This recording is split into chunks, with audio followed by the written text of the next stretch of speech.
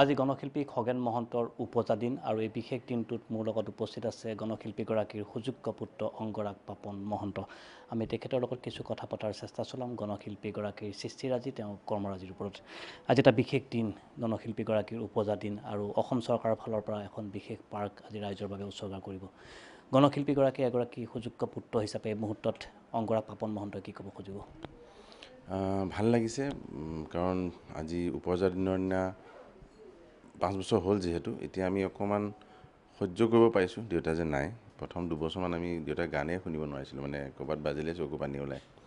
এতিয়া সেইটো বুজি যোৱা হৈছে আৰু যে তেওঁ নাই, কিন্তু সেইকাৰণে গতিকে চেলিব্ৰেট কৰিব লাগে আচলতে জন্মদিনটো। গতিকে এই চেলিব্ৰেশ্যন মুডটোলৈ পাইছোঁগৈ যেন লাগিছে। কালি আকাশবাণীত এটা ইণ্টাৰভিউ লৈছিলে, বৰ ধুনীয়া ৰাতি।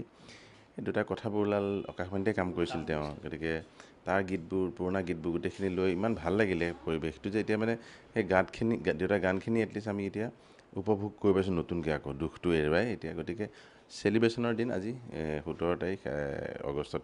গতিকে আমি দুটা বস্তু মিলি গ'ল আজি। আচলতে পাৰ্কখনৰ উন্মোচন কৰিব মুখ্যমন্ত্ৰী মহোদয় আৰু লগতে কালচাৰেল এফেয়াৰ্ছেও মিলি পেলাই সাংস্কৃতিক সন্ধিয়াটো আৰু ডাঙৰকৈ পাতিছে সেই ডাঙৰ অডিটৰিয়ামটো, শংকৰদেৱ অডিটৰিয়াম। গতিকে ডাঙৰ অডিটৰিয়াম চবে সুধি আছে। মই চবকে কৈছোঁ যে এণ্ট্ৰিটো ফ্ৰী, বিনামূলীয়া প্ৰৱেশ কৰিব পাৰে, আহক। আৰু মই ভাবিছোঁ আজিৰ দিনটোত তাৰমানে ভাল লাগিছে যে বিভিন্ন শিল্পীয়ে দুটা গীতবোৰ গাব।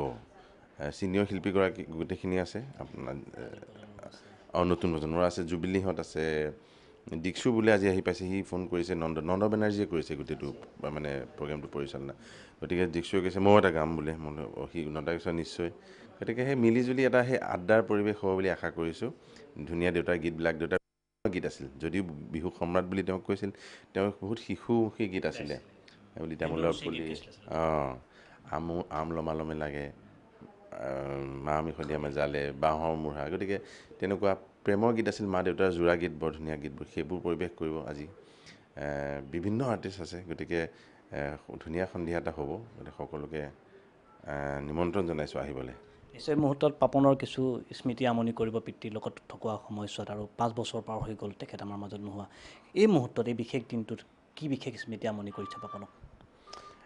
বহু স্মৃতি, এনেকৈ এটা বুলি ক'বলৈ দিগদাৰ। দেউতাই যিটো মানে যিজন মানুহ আছিল, মই বুলি নহয় মোৰ লগৰবিলাকেও, তেওঁলোকেও কাৰোবাৰ পিতৃ হেৰাইছিল, নিজৰ পিতৃ হেৰাইছিল তেনেকুৱা লাগে। বাট মোৰ দেউতা যেন কিবা এজন বন্ধু আছিল, এজন বৰ ফূৰ্তি কৰা মানুহ আছিল।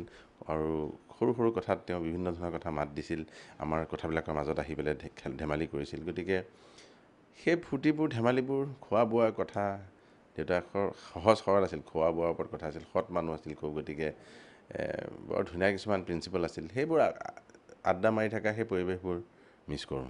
আমি যদি বিগত দিনৰ ইতিহাস চাওঁতে দেখিবলৈ পাম যে খগেন মহন্তদেৱৰ যিখিনি কৰ্মৰাজি, তেখেতৰ সৃষ্টিৰাজি পাপনে ৰাষ্ট্ৰীয় তথা আন্তঃৰাষ্ট্ৰীয় প্ৰেক্ষাপটত কিছু পৰিমাণে হ'লেও আগবঢ়াই লৈ যোৱাৰ চেষ্টা অব্যাহত ৰাখিছে। কিন্তু এই মুহূৰ্তত এটা প্ৰশ্ন উত্থাপিত হৈছে যে তেখেতৰ আৰু আধৰুৱা কি কাম থাকি গ'ল, যিখিনি পাপনে কৰিবলৈ আগবাঢ়ি যাব আহি থকা দিনবিলাকত? দেউতাৰ গীত বহুত আছিলে, এইবোৰ মানুহে শুনিবলৈ বিচাৰে, নোপোৱা হ'ল। কিন্তু কালি এটা ভাল খবৰ, আচলতে ভাল দিন আহিছে যেন লাগিছে। কালি এটা ভাল খবৰ, দেউতাৰ অল ইণ্ডিয়া ৰেডিঅ'ত গম পালোঁ গীতবোৰ তেওঁলোকে ইউটিউবলৈ নিজৰ চেনেল বনাই পেলাই দিয়া ব্যৱস্থা। তেতিয়া আমি সকলোৱে পাবলৈ সুবিধা হ'ব। গতিকে মই তেওঁলোকক কৈছোঁ ভালকৈ কেটেলগ কৰিবলৈ। গতিকে সেই পুৰণা গীতখিনি পাব। আৰু কিছু গীত এই পল্লৱী এণ্টাৰপ্ৰাইজ, অৰুণ বৰা বুলি তেওঁ আছে, তেওঁকো কৈ থাকোঁ। তেওঁৰ গা অসুস্থ, গতিকে তেওঁলোকে একো নকৰা হ'ল। সেই গীতবোৰ তেওঁলোকে যদি দিলেহে পাৰ্মিশ্যন, ডিজিটাইজ কৰি ওলাই দিব পাৰিলোঁ হয় মানুহৰ কাৰণে। গতিকে চেষ্টা আছে, কোনে কি কৰে চাওঁ, কাৰ তাত কিমান গীত আছে, কেনেকৈ ওলাই দিব পাৰে প্ৰযোজকবিলাকে। আমি দেখিবলৈ পাওঁ যে বিভিন্ন সময়ত তৰুণ প্ৰজন্মৰ বহু সংখ্যক গায়ক গায়িকা, নতুন প্ৰজন্মৰ সকলে তেওঁলোকে খগেন মহন্তৰ গীত গাবলৈ চেষ্টা কৰে, কিন্তু কৰ্মশালাৰ অভাৱৰ বাবে বা ট্ৰেইনিঙৰ অভাৱৰ বাবে বহুখিনি গীত কিন্তু বিকৃতভাৱে উপস্থাপন কৰাত পৰিলক্ষিত হৈ আহিছে। এই ক্ষেত্ৰত নিশ্চয় পাপনৰ কিছু কৰিবলগীয়া থাকিব। কেনেকুৱা ধৰণৰ বক্তব্য আগবঢ়াব এই সম্পৰ্কত? ট্ৰেইনিং কেম্প হ'লে ভাল হয় একচুৱেলি। গতিকে এইটো কোৱাল দিগদাৰ, নলবাৰীত এটা হৈ আছে, বৰ ধুনীয়া শুনো মই, গুৱাহাটীত ক'ৰবাত হয়। গতিকে এনেকৈ আৰম্ভণি হ'ব চাগে। আজি যিহেতু বহুতে গাব, দেখিব ল'ৰা ছোৱালীয়ে, ক'ৰবাত ৱৰ্কশ্বপ ময়ো যদি পাৰোঁ গৈ পেলাই মই যোগদান দিব লাগিব, আৰম্ভ কৰিব লাগিব। মই মা যিহেতু নোৱাৰা হ'ল, মাও অসুস্থ হ'ল, মই কিবাকৈ কৰিব লাগিব, আৰম্ভ কৰিম।